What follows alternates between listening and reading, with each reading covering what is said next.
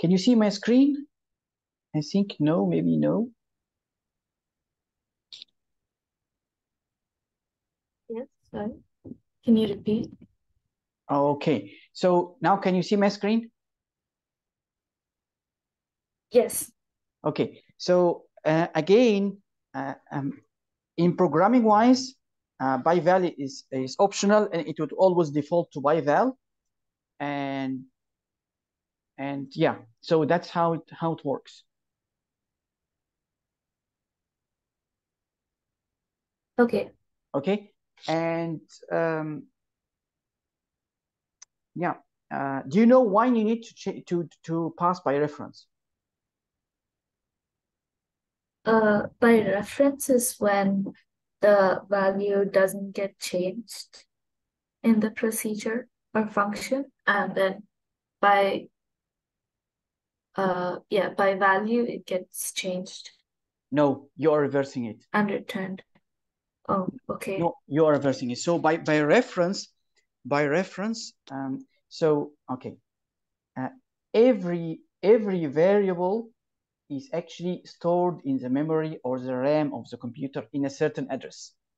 Okay, normally, so sometimes we have a certain representation of the address, something like that. Let's assume it's something like that. Okay, so this is a variable. When you pass by value, what happens is that the program or the code takes a copy from whatever value stored in that address and pass it and create a new location in the memory that is different from that one and put our value, a copy of whatever here. So if here there is an integer of value 1, 2, 3, and we are passing that as a parameter, yeah, let's assume it's a string 1, 2, 3. So let's assume it's n here. When you pass it by value, the program or the Visual Basic will take a copy from this 1, 2, 3 that is stored here and will put it in a new location, new memory address with the same content 1, 2, 3 as a string. Okay, but when you pass it by reference, now it's a different story. He only passed the address of the original variable. So when he pass the address, it means that the current function here that is having n as a parameter is able to go and change in the original memory location. So any changes here will be permanent after the function exit. So after we finish here, any changes to n that we passed by reference will always remain there. Did you get me? Yes. Okay, is it clear? Should we move on? Yes. Okay, that's good. Yeah. So tell me first, should I move slightly faster or it's acceptable? The speed we are moving on is acceptable for you?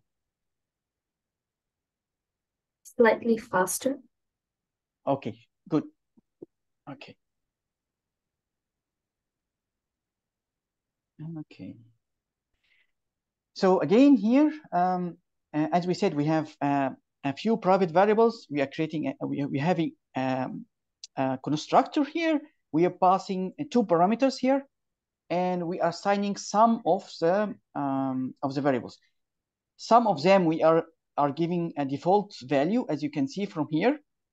And yeah, I would like to ask you here, do you know this is a month or a day? Date, month, and year. Right. So months, day, and year. Is it correct like that? So this is months, day, and year, right? Or the reverse? I can't remember. So actually, this is months. So the first one is months. Okay. Okay. Good.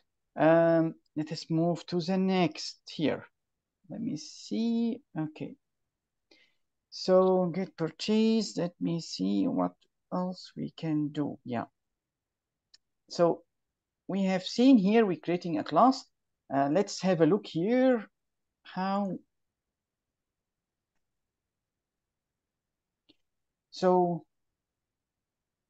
what you see in the screen here is creating an object from the car class. So the object name become this car, and we are using new. Okay. If you using .create, we will see it later. So we are passing two parameters here, right? And Yes. If you want to set the purchase price, and then we will pass it. So we have a method called set purchase, and we pass it the price of the car. There is another way that we can set the purchase price, but this is using properties. I will explain it to you later. So here, so in this car, we are able to get the vehicle ID. Get vehicle ID is actually, if you see here, it is one of the methods that we created here, right? Yes. Okay, so now I would like to share with you a new way that you don't really need to create these custom methods for every variable that you have. So we add the word property before we define the variable or the attributes. Okay, so vehicle ID, we create public property as a string. Why we have to create it public? Because that is considered a way for the people outside the class to access whatever inside the vehicle ID. Okay, and again, we don't. If we do it this way and we do property like that, we don't need to create Constructor. any. I mean, the constructor is the same. No, constructor will be the same. You see, even the constructor Okay. is the same. You have to always use constructor, but in using property, you don't have to use or create set and get. So Okay. by doing so, you don't need to come here. So you see here, you only create the constructor. Anything else, you don't need to do. This can save time, right? Yes. Okay. So especially if you're writing the code on your own and troubleshooting, so that helps a lot. So I'll also show you an example of that in real life, but let's move to the next. But there is certain condition that will need us to write slightly different code. So have a look here. If we have here the vehicle ID, we want to make it read only. It means that we don't allow. Yes, we want to make it a property, and we want the people outside to be able to read it or to get an idea about it, but we don't want anybody to change it. So when we create a property, it doesn't become one line only, it becomes this kind of lines. So we have to write here read only, and we write here get, and then return the private variable here. Okay, does this make sense to you? So let me show you an example here. Actually, so see here. So that's how he using property. Here, when we are not using properties, we have to create get and set for every attribute or private variable that we have. But here we are using properties, so we just need to call this car dot vehicle ID, and then it will. And we already said that vehicle ID is read only. So we are not, if we try to set it here and we give it a value, it will not accept and it will show an error to us.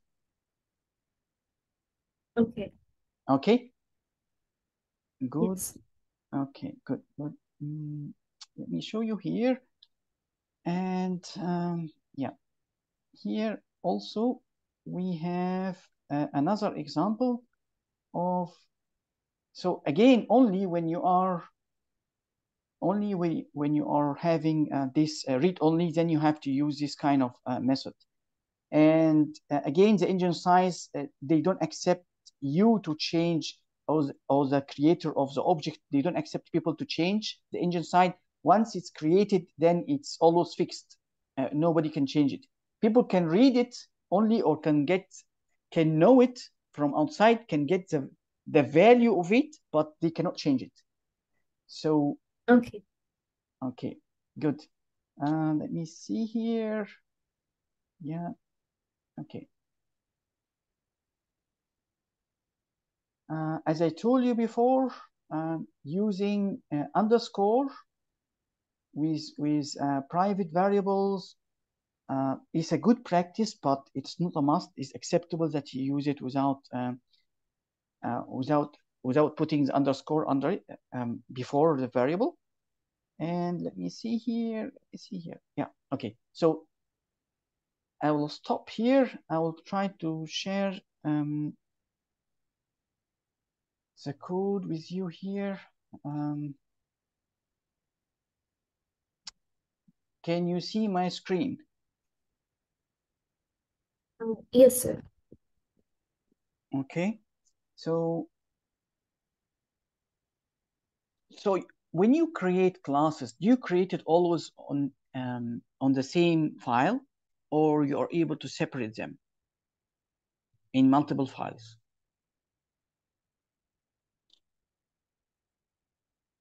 I didn't understand the question.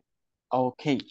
So typically, when we have a large program that is maybe hundreds or 200 lines of code, we tend to divide our code into separate files. So if we have a class called employee, for example, so let me share with you this class first here. So do you see this class? So this class is actually stored in the file called employee underscore class. Okay, it only have whatever I define inside the class. Okay, here I define, I am having a constructor, I'm having two variables and a constructor and certain functions here, like show details and get stuff number. There is nothing fancy here, just typical class. To be able to use that class, I go to the place of my main submain. You know submain, right? Can you still remember submain? This one. Yeah. Okay, so I go to submain, and on top here, I will say to him, import my class. So my class here is called employee, in this case, employee, and I have many other classes. So I have a class called employee, I have employee one, I have a class also called character. Okay, so by doing so, I'm able to tell him, okay, go and get for me the classes from other files. Okay, so that helped me not to create all the code, especially if it is getting larger, in one file. Okay. Okay, that's good. So let me see. Okay, I want to share with you what here.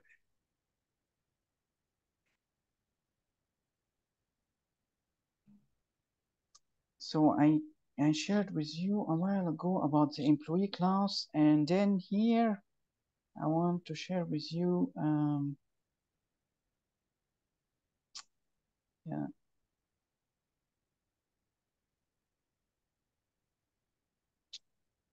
So I commented that. So here I'm creating my new class. I think that's the employee class that I shared with you just now. And then I called the show details, and actually the show details. So you see here, let me see. Yeah, employee name here, Eric. So you see here, there is no space between the employee name and Eric. Do you know why? How can correct this? You can put a space before the E. Okay. And so where I need to put a space here? Oh, and And then after the and, we Or put in brackets. what about here? That way, yeah. Okay. Yes. So the same goes here, right? So Yes. so it means that this is printed when I call that, right? Yes. Okay, good.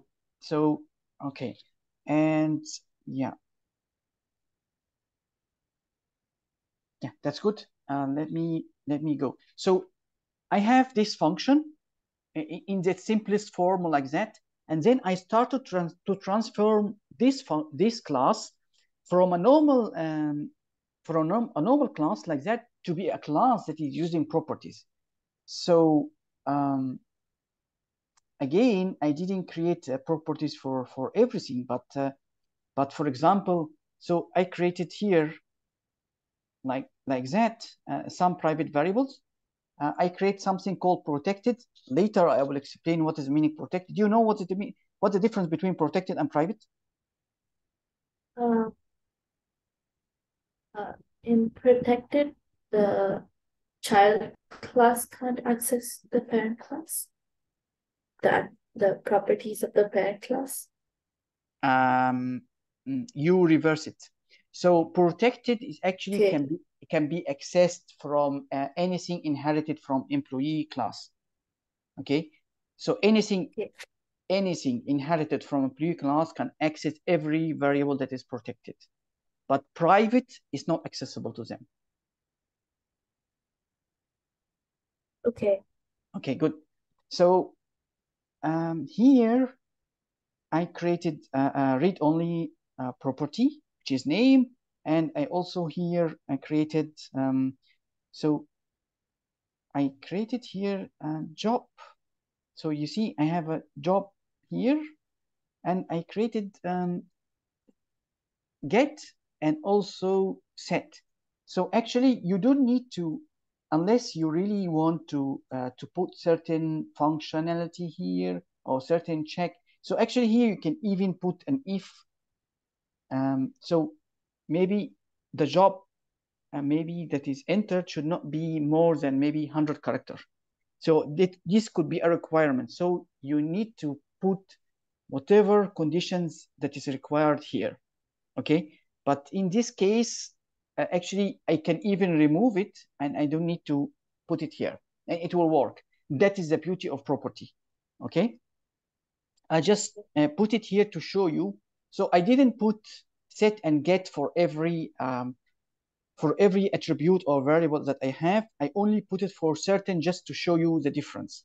Okay, so in this case, I put it for job, and I put it I put the get and set, and actually you don't even need that. So I can just remove all that and it will work. But we need it only when we have read only.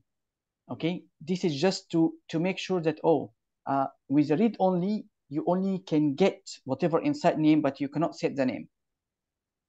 Okay, so now here you don't see any other constructor that I'm having. I'm only giving him a create method as a constructor. Okay, is that clear? Yes. Okay, good. Okay, and let me see. Yeah, I think here I will I would say, yeah, before I move on, I would like to share with you a few things to make sure that is clear to you. Do you know how to use random?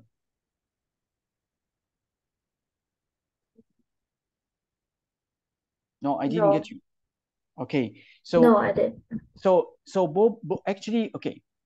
See, both in both pseudocode and Visual Basic, we sometimes need to generate random numbers between certain values.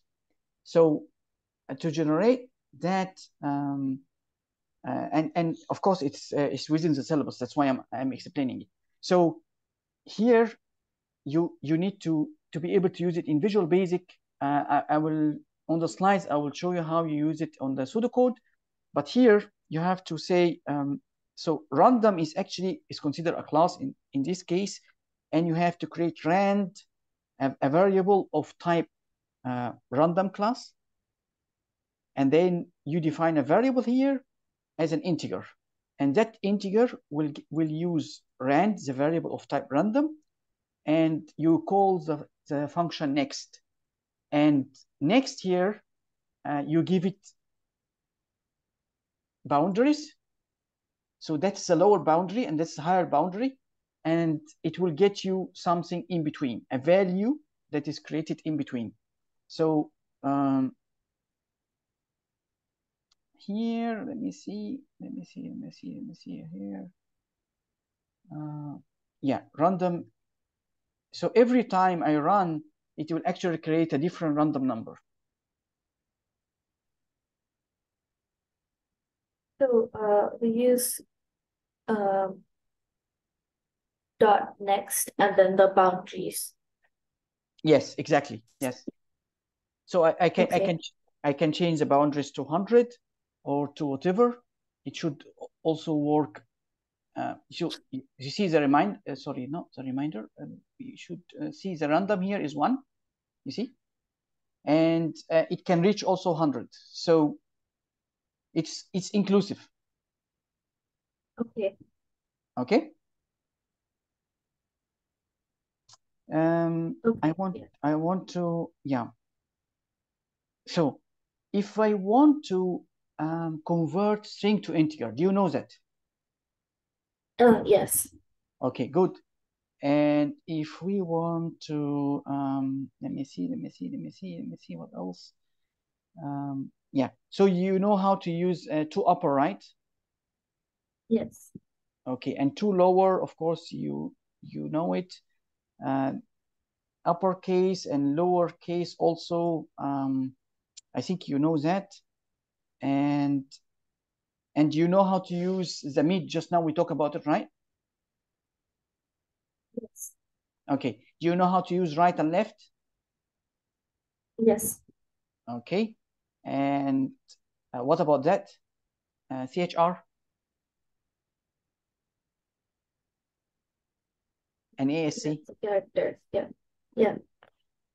Okay. So that is a representation of 90 is a representation of Z character, and 65, like we told a while ago in the pseudocode. So that is the decimal representation of A capital. Okay. And let me see. Okay, what about quotient and reminders? So the using of modulus. So have you seen something like that before?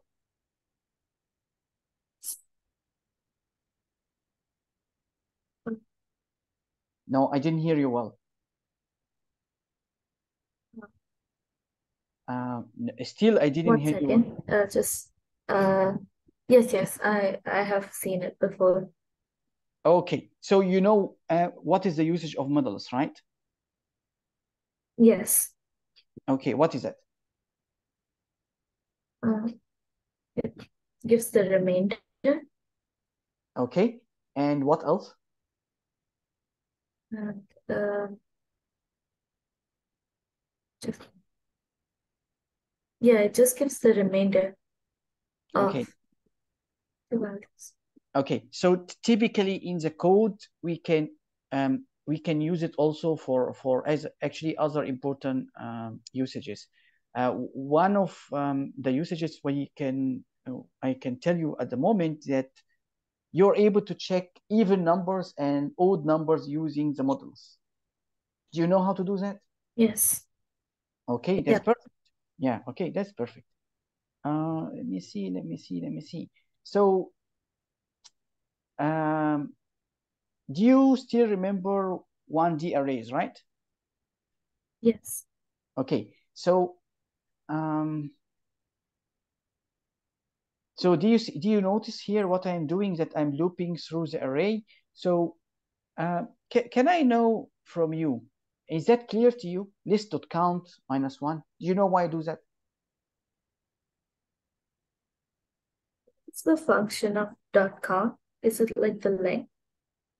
Yes, exactly. So length and count is exactly the same. So, but do you know Okay. why? Do you know why I use -1? Yes, because it's from 0 to the list.count will give the it would start from 1, but Okay. Yes. like Yes. Perfect. wait, Yes. It's a good answer. Yes. yeah, so there are 8 numbers in the list, but we need to the we From 0 need to to 7. Yes. increment the counter, yeah, to 0 from 0 to 7. Yes. Yes. Perfect. Perfect. Perfect. Okay. Okay. Yeah. Then let's go back to the slides.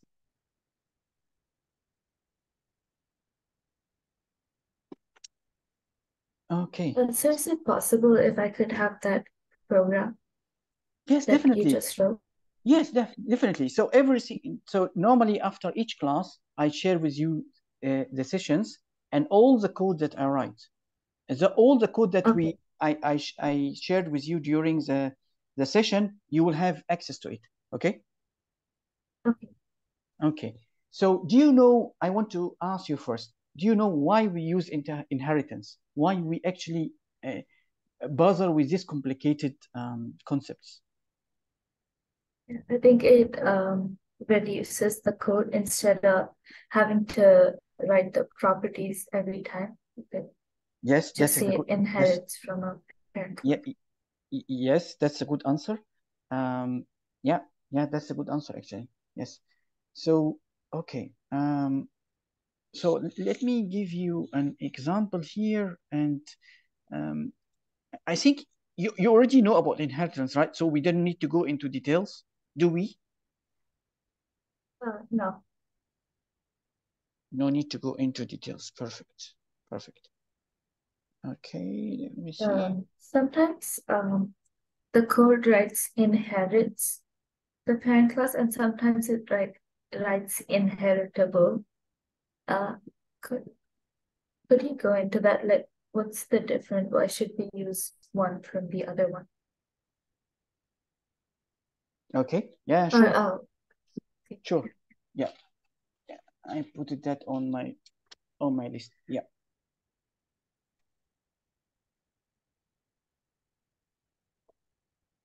Okay. So, okay, let me see, let me see, let me see, let me see here.